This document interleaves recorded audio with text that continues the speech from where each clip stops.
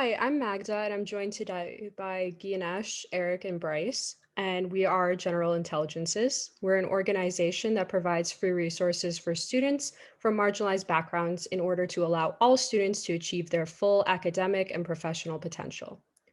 Our goal is to make common sense more common by tackling the issue of education inequity, and we're approaching this very complex issue from the standpoint of building social capital and broadening accessibility to crucial information.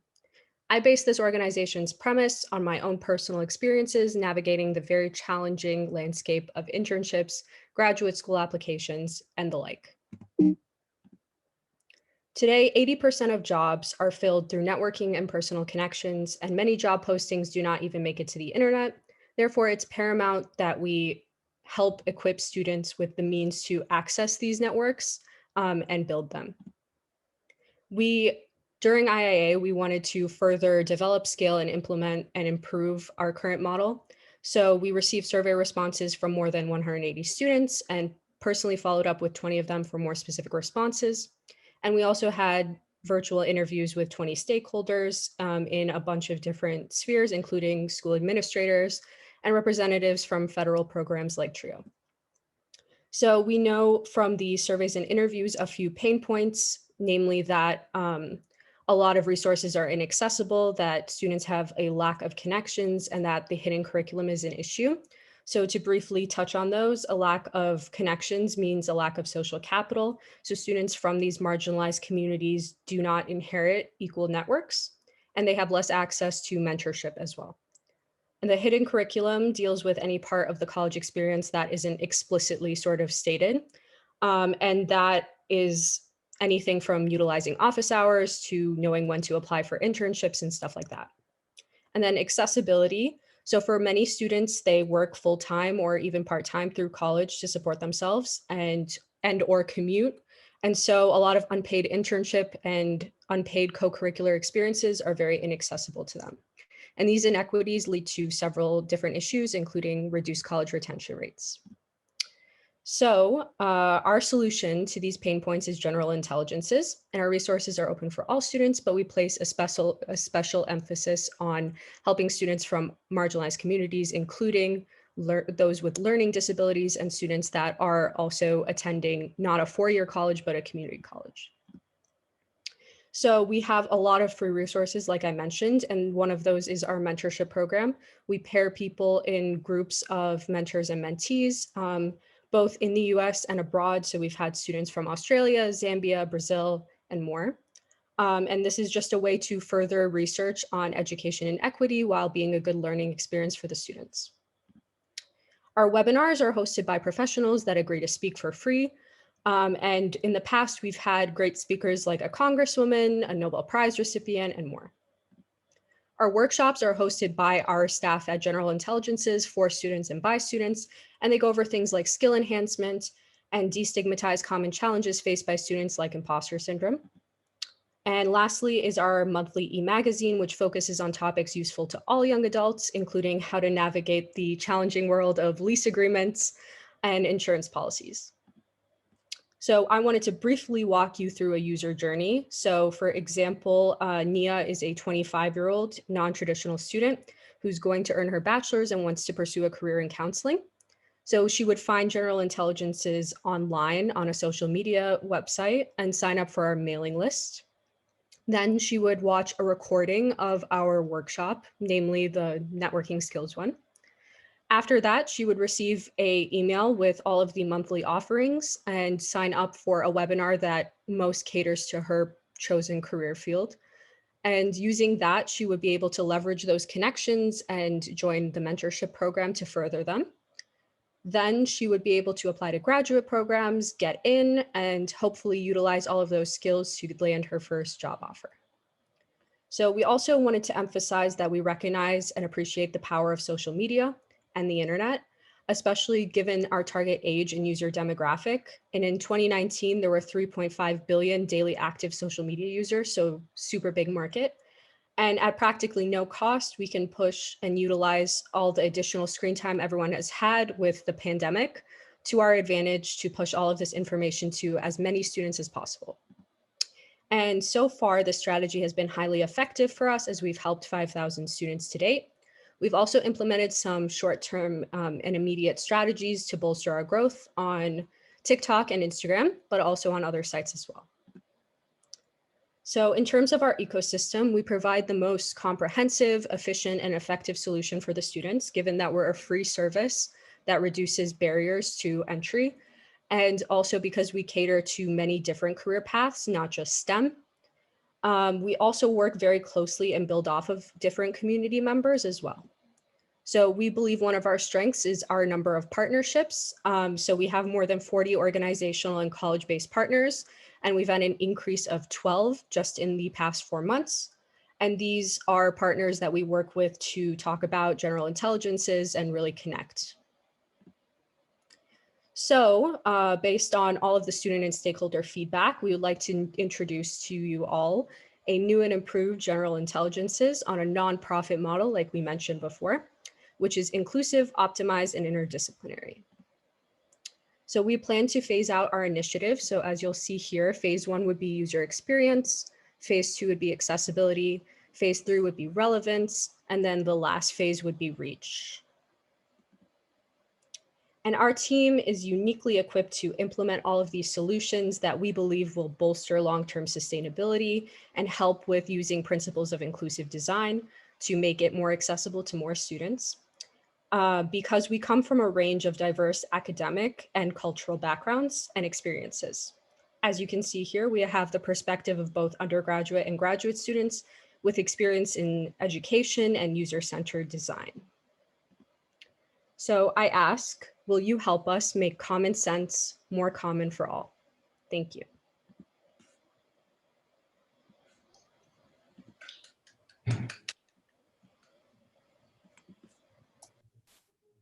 Thank you for your presentation. It's really impressive that you've already helped 5,000 students. Are these students based in the United States? Are they global? Can you talk a little bit more about where they're located? Yeah, absolutely. Thank you for your question. So most of those students are based in the US, but we do have a few that just, with being on the internet and stuff, just found our resource and have been benefiting from it as well. So I mentioned, for example, in our mentorship program, we really pride ourselves on having a lot of different perspectives. And for us, that also includes international perspectives.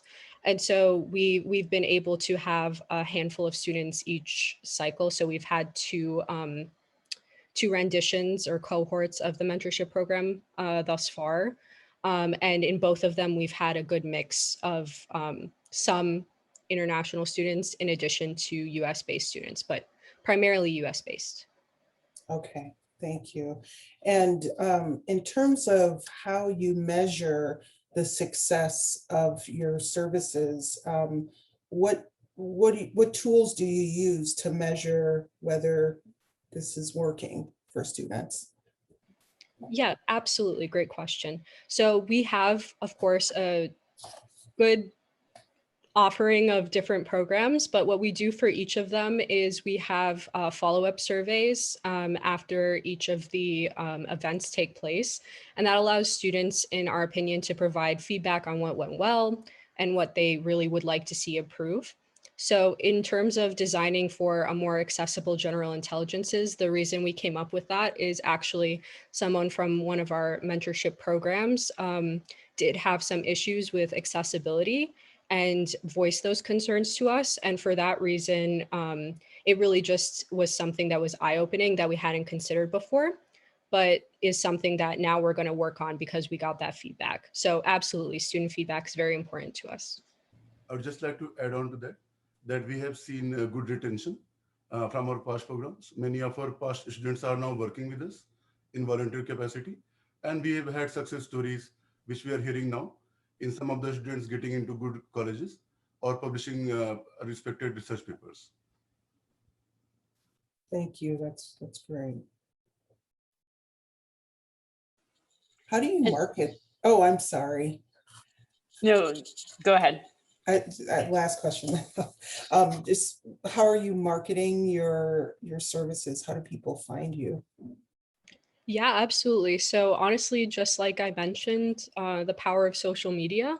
So because our target user demographic is between the ages of 17 to 26, although we do have people outside of that range, of course, we're not exclusionary in any sort of way. But because of that, most of those users are usually on social media or on the internet in some capacity every day for at least a few hours of screen time, especially with the pandemic. So really what we've been doing is just using social media marketing to reach as many students as possible. Different Facebook groups, for example, too, off of Instagram and TikTok. And Thanks. this is exactly one area where we'll be using some of the funds going ahead, doing more targeted marketing campaigns. So far, word of mouth and search engine optimization has been working well for us. And on the note around impact, how are you measuring your long-term impact, and like what are the KPIs that you're using to measure that? Right. So I think one of the main metrics for impact would be how many students we help. And so we're defining help as any student that attends a webinar, a workshop, or is part of the mentorship program actively. And so we get those metrics, of course, on our end from Zoom and from the feedback surveys that I mentioned as well. But also going forward, we're hoping to track some more specific information as well, such as having so far for the students that Gyanesh mentioned that have reached out to us with success stories, they've just done so on their own. But ideally, I would like us to have some sort of way to collect that information from students so that we're more in the loop on how we've been able to help them. And so that would be what I have to say. I don't know, Gyanesh, if you have anything to add, or Eric. Sure. If you can just go to slide 20 on user growth. Going ahead, as of now, our key priority is to expand our reach, and we are primarily measuring us by user growth, apart from the success stories that I touched on initially.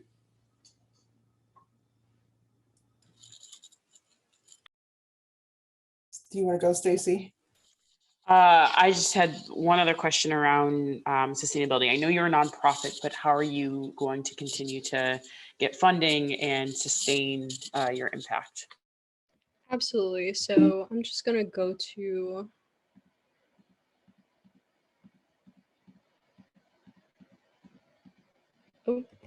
pass by it. Whoops, a little too fast there. But basically the reason why we selected a nonprofit model is we've seen a lot of success in this space. So I'm actually part of another educational nonprofit called Maker Girl. I don't know if anyone here is familiar with it, but the founders were featured in Forbes 30 Under 30 in 2020. And so I'm CEO assistant at that organization. And so I definitely see all of the different ways that they've been able to stay sustainable over the past 6 or so years. And we hope to implement similar things. So a lot of why we're going for the nonprofit model and operationalizing it is just to have a little bit more legitimacy in this space. And a lot of it also is additional sorts of perks that come with being a nonprofit, including being able to incentivize students with potentially using the President's Volunteer Service Award as an incentive and having those hours count for that. And also in addition, having, sorry, I lost my train of thought. And also in addition, having help with Google Ad grants, which are given for free to nonprofits up to $10,000. So those would be big helps. And then in terms of grant writing, I have experience with grant writing, and I think a few other people on our team do as well. So we have no problem doing that going forward. But overall, we do have limited funding requirements and very little overhead. So we don't really see funding being a massive issue once we have the upfront stuff kind of covered.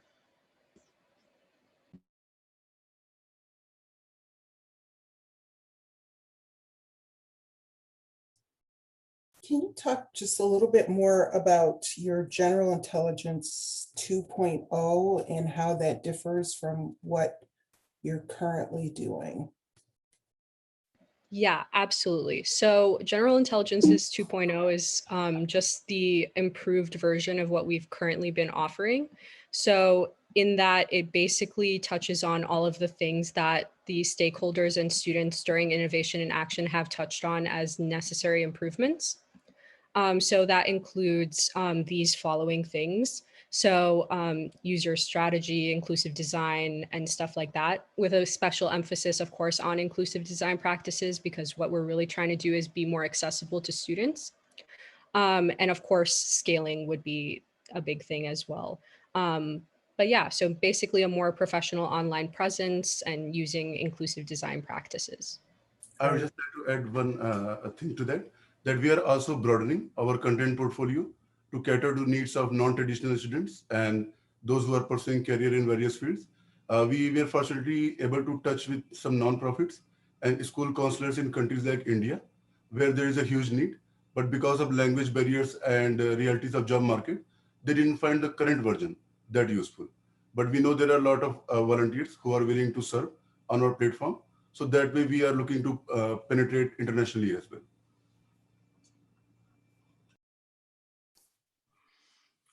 Great. And just last question. If students don't have access to the internet or technology, have you thought about ways of providing them these resources? Yeah, so that's absolutely been a consideration probably from the beginning. Actually, it's even been a consideration for myself. So I don't live in an area that has really good internet connection all the time. And so it's definitely been something to think about. I think in terms of our personal scope as an organization, it's not necessarily something that we think we can be able to effectively tackle. But we do have at least 1 to 2 partners that we've recently joined with that do focus on that. And so our hope is to collaborate with them to kind of work in that space a little bit more than what we've already been doing. Great. Thank you so much.